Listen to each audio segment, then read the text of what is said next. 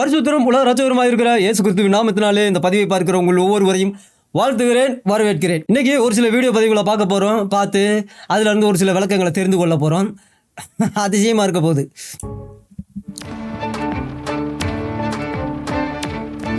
On this final day in Singapore, September 13th, concluding his trip to Asia and the Pacific, Pope Francis spoke to young people at an interreligious gathering.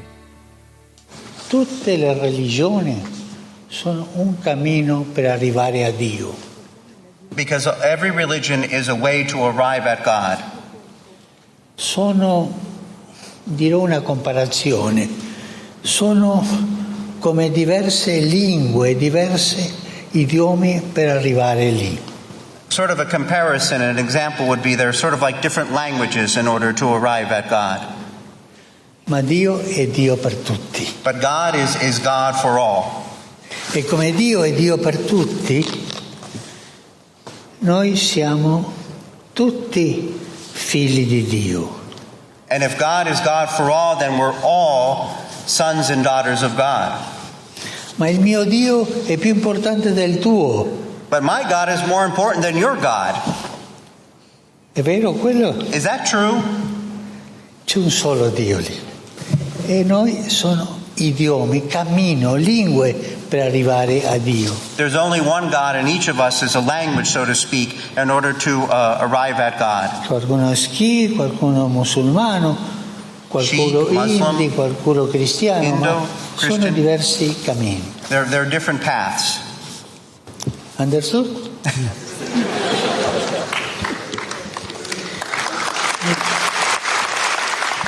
எல்லாம் கைத்தட்டுங்க. அதாவது together இன் unity hope அப்படின்னு சொல்லி ஏதோ ஒரு program நடந்திருக்கும் போல இருக்குது சிங்கப்பூரில். அதில் ரொம்ப முக்கியமான வேறு மதத்தில் இருக்கிற இளைஞர்கள்லாம் வந்து கலந்து கொண்டு போப்போட பேசியிருக்கிறாங்க.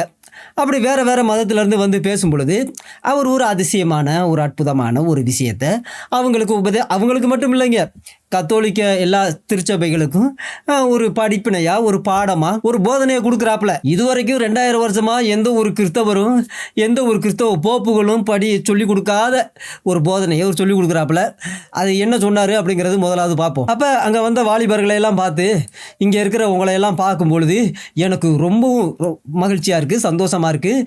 என்ன வந்து உங்ககிட்ட கவர்ந்த விஷயம் என்ன அப்படின்னா, நீங்களாம் வந்து மதங்களுக்கு இடையே பரவாயில்ல டிபேட்டெல்லாம் வச்சு பேசுகிறீங்க, டிஸ்கஸ் பண்ணுறீங்க, அதில் ரொம்ப திறமசாலிகளாக இருக்கீங்களே, அதை கண்டு நான் ரொம்ப ஆச்சரியப்படுறேன்.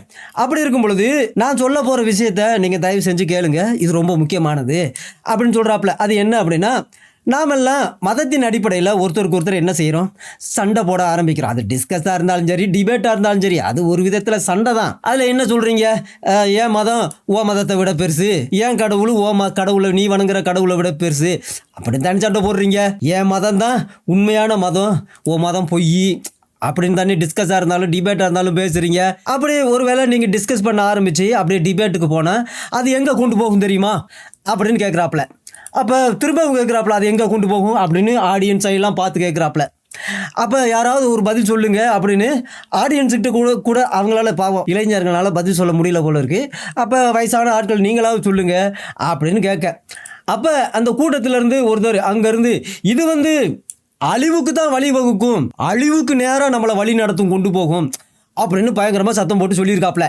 அப்போ உடனே அதை போப்பு அதை ஆமோதிச்சு ஆமாம் அப்படின்னு சம்மதிச்சிருக்கிறாரு. அருமையான பதிலை சொல்லியிருக்கிறீங்க அப்படின்னு சொல்லிட்டு, சரி இப்போ நம்ம வந்து டிஸ்கஸ் பண்ணுவோம் அப்படின்னு திரும்பவும் ஆரம்பிக்கிறாரு.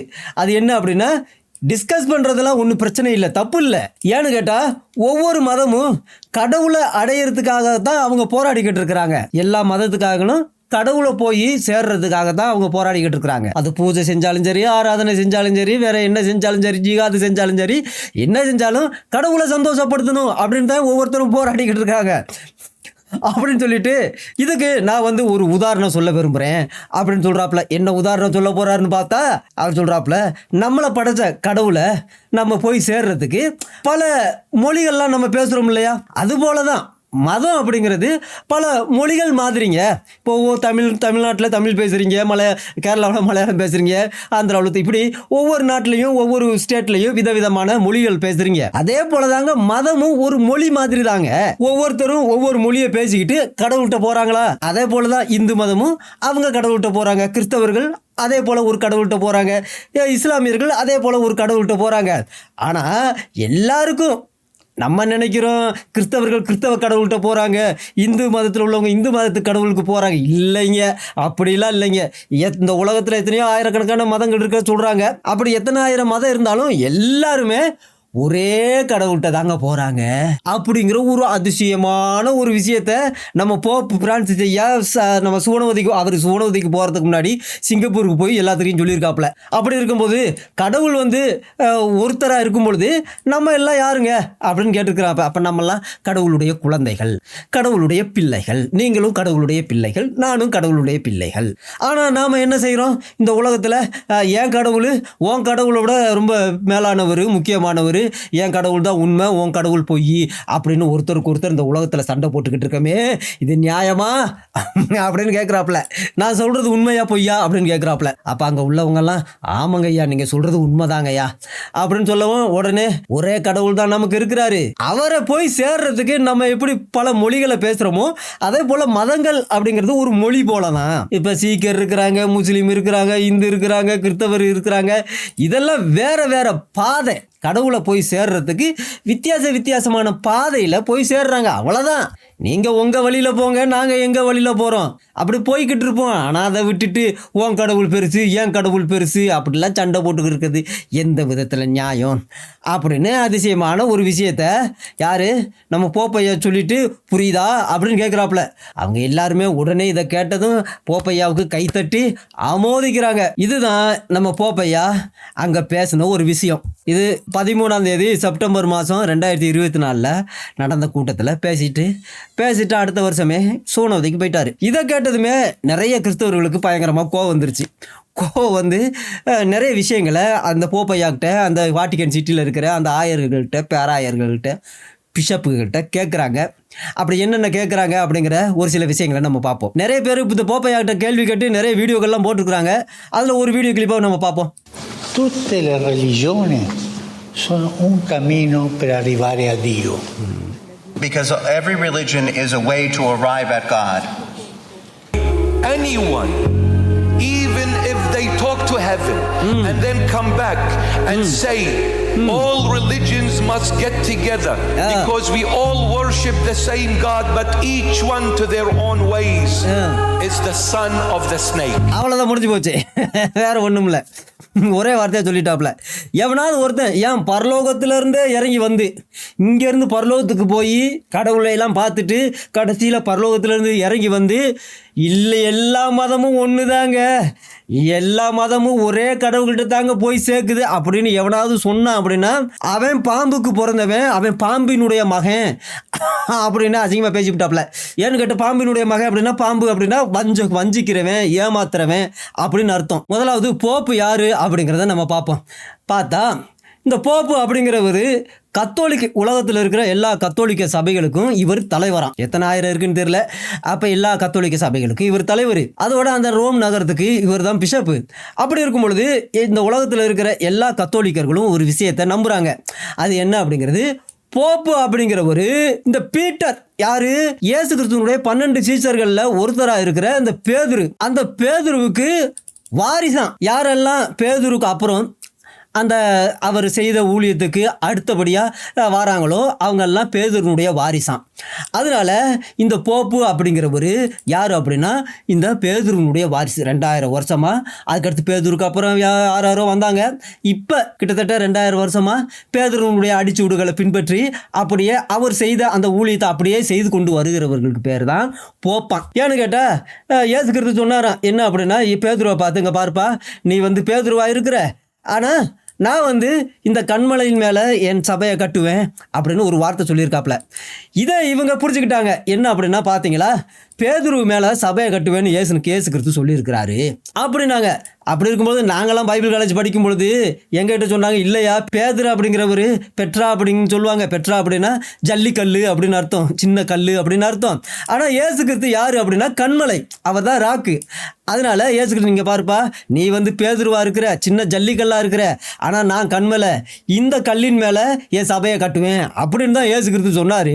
ஆனா நிறைய பேர் இந்த வசனத்தை எடுத்து இல்லைங்க பேதுரு மேலதான் சபையை கட்டுறதா இயேசு கிறிஸ்து சொன்னாரு அப்படின்னு சொல்லிட்டு யாரெல்லாம் பேதுருக்கு அப்புறம் அப்போஸ்தலர்களா வராங்களோ அவங்கள வந்து பேதுருவின் வாரிசுகள் அப்படின்னு சொல்லி இப்போ வரைக்கும் இந்த போப்பு லியோ வரைக்கும் பேதுருவின் வாரிசுகள் அப்படின்னு இந்த கத்தோலிக்கர்கள் நம்புறாங்க அப்படின்னு சொன்னாங்க. அதுவும் நியாயம் தானே, ஒரு மனுஷன் மேலே எப்படி சபையை கட்ட முடியும்? அதனால தான் இயேசு கிறிஸ்து சொன்னார், இங்கே பாருங்கப்பா, இந்த கல்லின் மேல் மோதுகிறவன் நொறுங்கி போவான் அப்படின்னு, இந்த கல் எவன் மேல் விழுகிறதோ அது அவனை நசுக்கி போடும் அப்படின்னு எச்சரிப்பு கொடுத்துருந்தாரு. அப்படின்னா அவர் தன்னை அந்த பாறாங்கல்ல அந்த கண்மலையா அவர் தன்னை சித்தரிச்சு அப்படித்தான் சொன்னாரு. ஆனால் இவங்க என்ன செஞ்சிட்டாங்கன்னா பேதுருவை அந்த கண்மலையா மாற்றிவிட்டாங்க. இப்போ வரைக்கும் அந்த கத்தோலிக்கர்கள் எல்லாமே இயேசு கிறிஸ்து வந்து பேதுரு மேலே ஒரு ஸ்பெஷல் லீடர்ஷிப் கொடுத்தாங்க. அப்போ அவர் இறந்து போனால் அதுக்கப்புறம் அவருடைய வாரிசுகள் தான் அந்த ஊழியத்தை கொண்டு போகணும். ஆனால் அவர் சிலுவையில தலைகீழ ரத்த சாட்சியா மரிச்சாரு. ஆனா அவருக்கு அப்புறம் வந்த போப்புகள் எல்லாமே வியாதி வந்து செத்து போனாங்க. அப்படி இருக்கும் பொழுது ரத்த சாட்சியா மரிச்ச பேதுருடைய வாரிசுகள் தான் இந்த போப்பு அப்படின்னு இந்த கத்தோலிக்கர்கள் இன்ன வரைக்கும் நம்பிக்கிட்டு இருக்கிறாங்க. அவரை எப்படி தேர்ந்தெடுக்கிறாங்க அப்படின்னா ஓட்டு போட்டு தான் தேர்ந்தெடுக்கிறாங்க. சரி, ஏன்னு கேட்டா இந்த இஸ்ரவேல் ஜனங்கள் எப்படி மற்ற ஜாதிகளை பார்த்து எங்களுக்கும் ராஜா வேணும் அப்படின்னு போய் சாமுவேல்கிட்ட கேட்டாங்களோ, அதே போல இவங்களும் எங்களுக்கு ஒரு விசிபிளா ஒரு லீடர் வேணாமா அப்படின்னு கேட்டதனுடைய விளைவு தான் அதுக்கு அடுத்து இந்த போப்புகளை நியமிச்சாங்களாம். அப்படி இருக்கும் பொழுது மற்ற கிறிஸ்தவர்கள் என்ன சொல்றாங்க அப்படின்னா, இதெல்லாம் தேவையில்லாததுங்க, இயேசு கிறிஸ்து தாங்க சபைக்கு தலை, இயேசு கிறிஸ்து தான் கண்மலை, அவர் மேல ஒரு சபையை கட்டினா தான் நில நிற்கும், மனுஷன் மேல கட்டினா பேதுரு மேல கட்டினா அவர் செத்து போயிட்டாப்ல என்ன செய்ய? இதுவே ஒரு தவறான விஷயம். அப்படி இருக்கும் பொழுது நல்லா கவனிங்க, பேதுரு காலத்தில் இருந்த கிறிஸ்தவர்கள் எல்லாமே அப்போஸ்தலர்கள் எல்லாமே அவங்களுடைய மெயின் ஃபோக்கஸ் எதுவா இருந்துச்சு அப்படின்னா இயேசு கிறிஸ்துவை பத்தி எங்க போனாலும் பிரசங்கம் பண்ணணும், சரியான உபதேசத்தை அவங்களுக்கு போதிக்கணும், எப்பவும் ஜெபத்தில் இருக்கணும், பரிசுத்தத்தையும் நீதியையும் விசுவாசத்தையும் அவங்க போதிக்கணும். அதனால அப்போஸ்தலருடைய நடவடிக்கைகள் படி அப்ப இருந்த கிறிஸ்தவர்கள் மனம் திரும்புதலை குறித்து எப்பவும் பிரசங்கம் பண்ணிக்கிட்டே இருந்தாங்க. இயேசு கிறிஸ்து மூலமா தான் இந்த உலகத்துக்கு மனித குலத்துக்கு ரட்சிப்பு அப்படிங்கிறத பிரசங்கம் பண்ணாங்க. பேதுருவா இருந்தாலும் சரி, பேதுருனுடைய உபதேசம் கேட்கிற எல்லா விசுவாசிகளும். அதனால தினமும் அவங்களுக்கு வேதத்திலிருந்து போதனை கொடுக்கப்பட்டு கொண்டே இருந்தது. அதே நேரத்தில் வியாதியஸ்தர்களுக்காக ஜெபம் பண்ணாங்க, ஜெபம் பண்ணி வியாதியஸ்தர்களை குணமாக்குனாங்க. அதோட தவறான உபதேசங்களை எப்பவும் எச்சரித்து கொண்டே இருந்தாங்க. ஏன்னு கேட்டால் எப்போ சரியான உபதேசம் வருதோ அப்பவே ஒரு தவறான உபதேசத்தை எவனாவது ஒருத்தர் போதிக்க ஆரம்பிப்பான், அந்த மாய்மால வேலையை செய்வான், அந்த வஞ்சனைக்குள்ள யாரும் மாட்டிடக்கூடாது அப்படின்னு எப்பவுமே அதை குறித்து எச்சரித்து கொண்டே இருந்தாங்க. இது ஏர்லி கிறிஸ்டின் செய்த வேலை. அப்போ எங்கே பார்த்தாலும் சபைகளை நிறுவனாங்க, அங்கே வந்து மூப்பர்களை நியமித்தாங்க. அதிகபட்சமாக பரிசுத்தம் விசுவாசம் ஒற்றுமையா எல்லாரும் இருக்கணும் அப்படிங்கிறத அவங்க போதிச்சுக்கிட்டே இருந்தாங்க. அது நிமித்தம் எங்கே பார்த்தாலும் பெர்சிக்யூஷன் நடந்தது, உபத்திரவப்படுத்தப்பட்டாங்க, கிறிஸ்துவுக்காக உபத்திரவப்பட்டு ரத்த சாட்சியாக மரிச்சாங்க. அதே நேரத்தில் விதவைகளையும் ஏழைகளையும் அவங்க கேர் பண்ணாங்க. அப்படி இருக்கும் பொழுது சுவிசேஷத்துக்கு விரோதமாக யாராவது பேசினா அதை டிஃபெண்ட் பண்ணி எல்லாரும் பேசினாங்க. பேசி தைரியமாக சத்தியத்தை அந்த காலத்தில் சொன்னாங்க. எப்பவுமே அங்கே ஜெபமும் உபதேசமும் பண்ணிக்கொண்டே இருந்தாங்க. இதுதான் பேதுருனுடைய அந்த அப்போஸ்தலர்களுடைய வேலையாக இருந்தது. அதனால பேதுரு அப்போஸ்தலன் எப்பவுமே சால்வேஷன் ரட்சிப்பு அப்படின்னாலே இயேசு கிறிஸ்துவுல மட்டும்தான் அப்படிங்கிறத தைரியமா அவர் சொல்லிக்கிட்டு இருந்தாரு. அவருடைய காலத்திலேயே ஏகப்பட்ட மதங்கள் இருந்துச்சு. அவருடைய காலத்திலேயே இயேசு கிறிஸ்துவுக்கு விரோதமா பேசினவங்களும் பிரசங்கிக்கிறவங்களும் எழும்புனாங்க. ஆனா இயேசு கிறிஸ்துவை தவிர வேற வழி இல்லை அப்படிங்கிறத அவர் தைரியமா பிரசங்கம் பண்ணாரு. ஆனா இந்த பேதுருனுடைய வாரிசு அப்படின்னு சொல்லுகிற போப்பு என்ன சொல்லிட்டாப்ல அப்படின்னா, ஏகப்பட்ட வழி இருக்குங்க, இயேசுநாதர் மட்டுமா வழி, நீங்க உங்க வழியில போங்க, நாங்க எங்க வழியில போறோம், எதுக்கு ஒருத்தன் சண்டை போட்டுக்கிட்டு இருக்கோம் அப்படின்னு ஒரே மதம், ஒரே நாடு, ஒரே கலாச்சாரம் அப்படிங்கிறத நம்ம ஆரம்பிச்சு விட்டவர் இவர் தாங்க. யாரு? நம்ம போப்பு பிரான்சிஸ் ஐயா. அதே நேரத்தில் பவுல் அப்போஸ்தலனும் தேசமா போனாரு. அங்க போய் சபைகளை நிறுவி அங்க உள்ள தவறான உபதேசங்களை அவர் கரெக்ட் பண்ணாரு. ஏகப்பட்ட வழி இருக்குங்க, கடவுள்கிட்ட போகலான்னு சொன்னவங்க கிட்ட இல்லையா, இயேசு கிறிஸ்து மட்டும்தான் வழி, அதனாலதான் இயேசு கிறிஸ்து நானே வழி, நானும் வழின்னு சொல்லாம நானே வழி அப்படின்னு சொல்லியிருந்தாரு. அது போலதான் எல்லாமே எல்லா அப்போஸ்தலர்களும் அதை தான் பிரசங்கம் பண்ணாங்க. ஆனால் அவர்களுடைய வாரிசு அப்படின்னு சொல்லுகிற போப்பையா ஏகப்பட்ட வழி இருக்குன்னு சொல்லிட்டாப்ல. அப்படி இருக்கும் பொழுது ஏர்லி சர்ச்சில் உள்ள அப்போஸ்தலர்கள் எல்லாமே நம்ம போப்பையா சொன்னதின்படி கடவுள்கிட்ட போகிறதற்கு ஏகப்பட்ட வழி இருக்குது அப்படிலாம் சொல்ல கிடையாது. அவர்களுடைய பிரதான சென்ட்ரல் மெசேஜ் என்ன அப்படின்னா இயேசு கிறிஸ்து மட்டும், இயேசு கிறிஸ்துவின் மூலமாக தான் நம்ம கடவுளை அடைய முடியும், வேற எந்த ஒரு வழியுமே இல்லை அப்படிங்கிறது தான் ஏர்லி அப்போஸ்தலர்களுடைய போதனை உபதேசம். நம்ம போப்பையா அதை மாற்றி விட்டாப்ல. அப்படி இருக்கும் பொழுது எல்லாருமே கேட்குறாங்க, ஏயா கடவுள்கிட்ட போய் சேர்றதுக்கு ஏகப்பட்ட வழி இருந்தால் எதுக்காக கடவுள் இயேசு கிறிஸ்து அந்த உலகத்துக்கு அனுப்புகிறாரு? அவர் எதுக்காக பாடுபட்டு நிர்வாணமாக சிலுவையில் நமக்காக பலியிடப்படணும்? எதுக்காக இயேசு கிறிஸ்து நானே வழி, நானே சத்தியம், நானே ஜீவன் அப்படின்னு சொல்றதுக்கு காரணம் என்ன? அவரு வாங்க நீங்க யூதர்களை பார்த்து நீங்க உங்க வழியில கடவுள்கிட்ட போங்க, நாங்க எங்க வழியில போய்க்கிறோம் அப்படின்னு சொல்ல வேண்டியதானே? இல்லை அப்போஸ்தலர்களாக இயேசுநாதர் என்னென்னமோ சொன்னாருங்க, உங்களுக்கு புரியலை, யூதர்கள் நீங்கள் உங்கள் வழியில் போங்க, கிறிஸ்தவர்கள் நீங்கள் உங்கள் வழியில் போங்க, நீங்கள் ரோமர்கள் நீங்கள் உங்கள் வழியில் போங்க, ஒரே கடவுள்கிட்ட தாங்க நம்மெல்லாம் போய் சேர்றோம் அப்படின்னு அவங்க பிரசங்கம் பண்ண வேண்டியதானே? எதுக்காக ரத்த சாட்சியாக மறிச்சாங்க? இயேசுநாதர் தான் கடவுள்னு சொன்ன ஒரே காரணத்துக்காக ரத்த சாட்சியாக மறிச்சாங்க, அவங்கள கொன்னாங்க. அப்போ 2000 வருஷமாக லட்சக்கணக்கான ரத்த சாட்சிகள் இயேசு கிறிஸ்து மட்டுமே வழி, சத்தியம், ஜீவன் அப்படின்னு சொன்ன ஒரே காரணத்துக்காக கொல்லப்பட்டாங்க. இதே பார்த்து எல்லாம் கேட்குறாங்க, அப்போ இந்த ரத்த சாட்சிகள் மூஞ்சில நம்ம போப்பையா காரி துப்புறாரா? யாரு கேட்டா எதுக்குடா ரத்த சாட்சியா மறிச்சிங்க தேவையில்லாம? அவங்கள பார்த்து நீங்க உங்க வழியில போங்க, நீங்க உங்க வழியில போங்க, நீங்களும் உங்க வழியில போங்க, ஒரே கடவுள்கிட்ட நாங்களும் அப்படியே வாரோம் அப்படின்னு சொல்ல வேண்டியதானே? அதனாலதான் பேதுரு சொல்லும் பொழுது 2 விஷயத்த ரொம்ப முக்கியமா சொன்னாப்ல. அது என்ன அப்படின்னா, அது அப்போஸ்தலர் நடவடிக்கைகள் 6ஆம் அதிகாரத்துல 5வது வசனத்துல 4வது வசனத்துல எழுதப்பட்டிருக்கு. என்ன அப்படின்னா, நாங்களோ ஜெபம் பண்ணுவதிலும் வேத வசனத்தை போதிக்கிற ஊழியத்திலும் இடைவிடாமல் மற்ற வேலையெல்லாம் நாங்கள் செய்கிறதுக்கு இல்லையா? அதையெல்லாம் எங்களால் செய்ய முடியாது. எங்களுக்கு கொடுக்கப்பட்ட வேலை ஜெபிக்கிறது, உபவாசிக்கிறது, வேத வசனத்தை ஜனங்களுக்கு போதிக்கிறது. இதைத்தான் நாங்கள் செய்யணும். அதுக்காகத்தான் எங்களை ஆண்டவர் அனுப்பிச்சிருக்கிறாரு, அதற்காகத்தான் எங்களை தெரிந்து கொண்டு இருக்கிறாரு அப்படின்னு சொல்லிட்டு 4வது அதிகாரத்தில் 12வது வசனத்தில் என்ன சொல்லியிருக்காப்புல அப்படின்னா, இயேசு கிறிஸ்துவாலே அன்றி வேறு ஒருவராலும் ரட்சிப்பு இல்லை, நாம ரட்சிக்கப்படும்படிக்கு வானத்தின் கீழங்கும் மனுஷர்களுக்குள்ளே இயேசு கிறிஸ்துவின் நாமமே அல்லாமல் வேறொரு நாமம் கட்டளையிடப்பட இல்லை, வேற ஒரு வழியே இல்லை. இயேசு கிறிஸ்துவை தவிர்த்து வேற ஒரு பேர் வச்சு கடவுளாக கும்பிடுறதுனாலயே அவன் கடவுள்கிட்ட போயிட முடியாது. இயேசு கிறிஸ்துவை விசுவாசிக்காம போனால் அதனுடைய பலனை அவன் அனுபவிப்பான், அவ்வளோதான், முடிஞ்சு போச்சு. ஆனால் இந்த வேத வசனம் நம்ம போப்பையா படிச்சாப்லையா இல்லையா? இந்த விஷயம் தெரியுமா இல்லை தெரியாதா? ஏன்னு கேட்டால் தன்னை பேதுருனுடைய வாரிசுன்னு சொல்லிக்கிறாப்புலையே. உலகம் எங்கே இருக்கிற கத்தோலிக்கர்கள் எல்லாமே எங்கள் போப்பையா பேதுருனுடைய வாரிசியா அப்படின்னு சொல்கிறாங்க. ஆனால் பேதுரு எப்போவுமே ஜெபிக்கிறதுலையும் உபவாசத்துலையும் வேதவசனத்தை போதிக்கிறதுலையும் இருந்தாப்புல. அதே நேரத்தில் ரட்சிக்கப்படுவதற்கு இயேசு கிறிஸ்துவை தவிர வேற யாருமே இல்லை அப்படின்னு போதனை செஞ்சாப்புல. ஆனால் நம்ம போப்பையா எல்லாத்தையும் தலைகளாக மாற்றிவிட்டாப்புல. அதனால தான் நம்மால் என்ன சொல்கிறாப்புல அப்படின்னா, எவனாவது இயேசு கிறிஸ்து மட்டும் இல்லைங்க, ஏகப்பட்ட வழி இருக்குன்னு எவனாவது சொன்னால் அவன் பாம்பு அப்படின்னு சொல்றாப்ல. அதனால நம்முடைய ரட்சகரா இயேசு கிறிஸ்து இந்த உலகத்துக்கு சீக்கிரமா வரப்போறாரு. அப்படி வரும்பொழுது அவருக்கு முன்னாடி வெக்கப்பட்டு போயிடாம அவர் மத்திய வானத்திலிருந்து நம்மளை கூப்பிடும் பொழுது அவருடைய சத்தத்தை நம்ம கேட்கணும் அப்படின்னா பரிசுத்தத்தையும் விசுவாசத்தையும் நம்ம காத்துக்கொள்ள வேண்டியது, கடைசி வரை காத்துக்கொள்ள வேண்டியது அவசியம். முடிவு பரியந்தம் நிலைத்திருக்கிறவனே ரட்சிக்கப்படுவான் அப்படின்னு எழுதியிருக்கிறபடி நம்முடைய விசுவாசத்தையும் பரிசுத்தத்தையும் நம்ம காத்துக்கொண்டோம் அப்படின்னா மத்திய வானத்திலிருந்து அவர் கூப்பிடுகிற சத்தம் நம்ம காதுல கேட்கும். ஆனா பாம்புகள்னால நம்ம வஞ்சிக்கப்பட்டோம் அப்படின்னா அந்த பரலோக ராஜ்யத்துல 1000 வருட அரசாட்சியில பங்கு கொள்கிற அந்த பாக்கியத்தை நம்ம இழந்து போயிடுவோம். அதனால தயவு செய்து உங்களை வஞ்சிக்கிற பாம்புகளிடமிருந்து பாதுகாத்துக் கொள்ளுங்கள். கர்த்தர் தாமே இந்த பாம்புகளை அடையாளம் கண்டுகொள்ள உங்களுக்கு உதவி செய்வாராக. ஆமென்.